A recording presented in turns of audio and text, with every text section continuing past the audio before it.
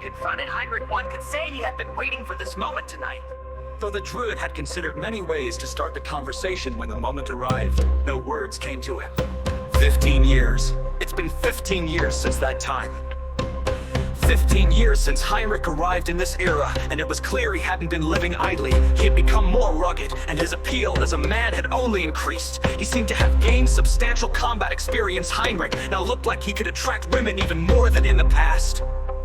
Druid couldn't help but observe Heinrich silently, and it appeared Heinrich was equally hesitant, keeping his distance and not approaching. As he figured it out, what should I do? Maybe I should just pretend to be a stranger. Druid scratched his cheek in contemplation. Heinrich's astonished expression gradually turned defiant. "You're Druid, aren't you?" Oh no, he figured it out. Druid was surprised Heinrich approached, scrutinizing Druid's face closely. You're definitely Druid. Fix that awful change in your aura," Heinrich commanded with his arms crossed. Despite 15 years, Heinrich's core personality remained the same. Druid frowned and reverted his aura to its original state, becoming the familiar Druid once again. "Why didn't you come to see me first? What's your excuse?" Heinrich's tone was now accusatory. "First, how did you recognize me?" Druid asked calmly. "I could tell well, not until now. Seeing you up close reminded me of the way you used to change your aura in class. I was good at guessing games." "So you figured it out, huh? Idiot." Heinrich looked like he was about to cry. "I wanted to say goodbye too, to think you'd die without me knowing. You've come here several times, right? Why are you here? I heard Dylan saw you, and that your appearance had changed. That must be your current look, right? What's going on?" Heinrich clearly had countless questions. He was edging closer to Druid. Seeing Heinrich's sorrowful face, Druid looked a bit guilty. "This isn't my usual appearance. It's like a spell. I don't appear every night, and I don't know when I can appear. I wanted to use this ability effectively, so I appeared to Lady Sis and did things like teaching ancient language lessons. You could have at least said hello to an old friend." Heinrich spoke resentfully.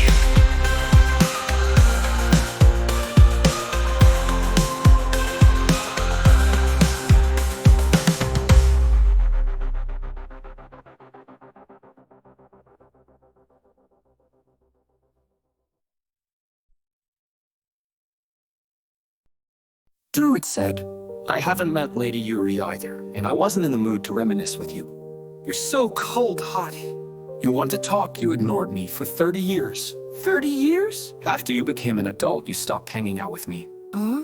Druid accidentally brought up old times. Heinrich seemed momentarily taken aback, looking upwards as if searching his memory. "That was a long time ago. I was busy with many things after becoming an adult. But didn't I celebrate your adulthood? Dylan did it." Druid spoke, as if savoring the memory. "Oh right, I remember now. I gave him the money. I was really busy. So I asked Dylan to handle the drinks. I even gave you an expensive pen as a gift. I threw that away." "What? That was custom made and very expensive." Heinrich looked utterly shocked. "I wanted you to come to me personally. I'm sorry. I was aiming to become the head knight and was really busy." Heinrich didn't expect to hear old grudges after all this time. "I was really busy. Enough now. I have something to ask you about the ranking of knights back then. Was it truly based on fair scores?" Druid voiced a long-held doubt. "No, it was collusion." "Collusion?" Druid's eyes widened. "What do you mean?" "We kept it a secret from you. The top 8 ranks weren't just based on tournament or exam scores. The head knight had the final say, and a few people discussed and decided the top ranks to avoid complaints. When the former head knight and the higher-ups left and we took over, I had already been chosen by the previous head knight. There were other candidates, but they preferred supporting roles. I placed you at number 4. That's why you were given the job of assistant instructor to the young knights. You were popular among the young ones, weren't you?"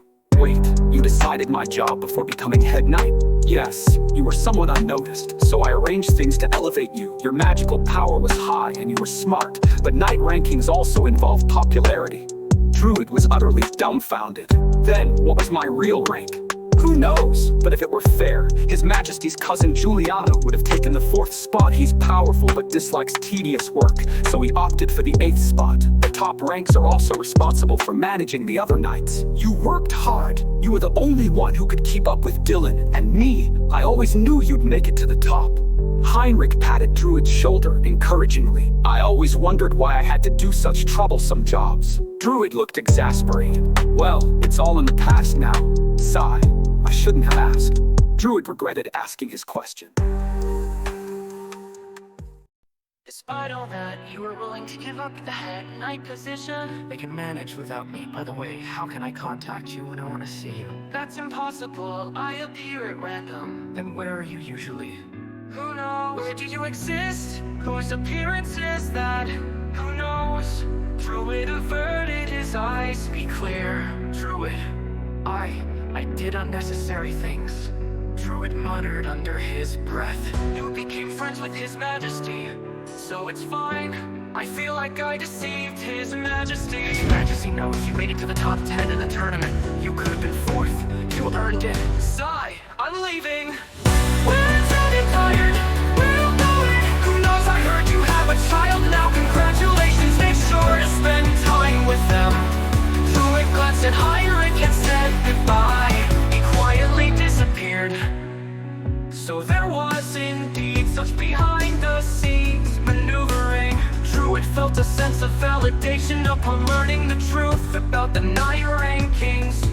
I always wondered why I was 4th. I worked hard, but still sighed. Despite feeling disheartened, a part of him was oddly elated. Talking to Heinrich again seemed to have brought him unexpected joy. Spend time with your child, huh? Druid confirmed Heinrich wasn't following, and with a wry smile returned to his bedroom. Meanwhile Heinrich remained in the night garden, staring at his right hand, which had touched Druid. I felt that he was human. His body must be somewhere. Could he be a member of my family? Is he usually a powerless man? I don't get it. Heinrich hadn't realized that Druid's current appearance resembled his own. The next morning Heinrich visited Sis, who had presumably returned to his room after breakfast. Sis was with Rack. Good morning, I have a question for you, Sis. Good morning. About last night. You met him in the garden, right? I know too. I secretly went to see, but quickly left. Sis grinned. Lucky you, I want to see his face soon. Reggie crumbled beside him. It's unfair to keep it a secret that you met Druid. Since Reggie seemed to know, Heinrich continued. It was Druid's decision. It took a while to get here. He hasn't met Mother yet. Did Druid tell you, or did you figure it out? I figured it out. I was utterly shocked. It's shocking, right? Druid becoming your son. Heinrich gasped and his face turned pale at Raggie's words. Raggie immediately realized his mistake. Was that me? What? Oh, what did I just say? Raggie tried to brush it off, but Heinrich narrowed his eyes at that. Was it me? Heinrich demanded in a stern voice. Raggie looked to Sis for help. Sis wore a strange smile. I need to go. Raggie stood up glancing at the clock, but Heinrich stood with arms crossed. You're not leaving until you explain. Reggie resignedly sat back down. Actually, Druid from the past reincarnated and then reincarnated again as your child. Congratulations, Heinrich. It's unbelievable, right? Sis spoke with a half smile. Yeah, really unbelievable. Raji chimed in. Heinrich stared blankly, his gaze wandering. What do you mean? The child Druid is actually the reincarnated Druid from the past. What? The Druid I met yesterday was an adult. By a twist of fate, he met Gerberra and remembered his past life. So sometimes he turns into an adult. Remember how he sometimes tore his clothes and was found naked? That's because he turned into an adult overnight. He struggled without clothes at first. What? I have to go! Heinrich hurriedly left the room.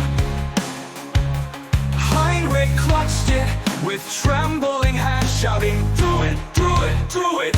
As he searched for him, Druid was having breakfast in the dining hall with his mother, Karen. Both of them looked puzzled as Heinrich, still clutching his clothes, appeared in a flustered state. The Druid! Heinrich gazed at the small Druid with a face on the verge of tears. Is something wrong? Karen asked. Druid, yesterday, Druid, didn't you tear your pajamas again? Heinrich asked Karen.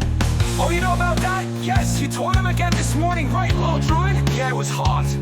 Druid said with an innocent face. It's fine. We have plenty of pajamas, Heinrich. What on earth happened? Karen asked as Heinrich stood there clutching the black clothes, his eyes welling up with tears. What's wrong? Druid asked curiously. the way that the druid who became an adult was the same druid as this child.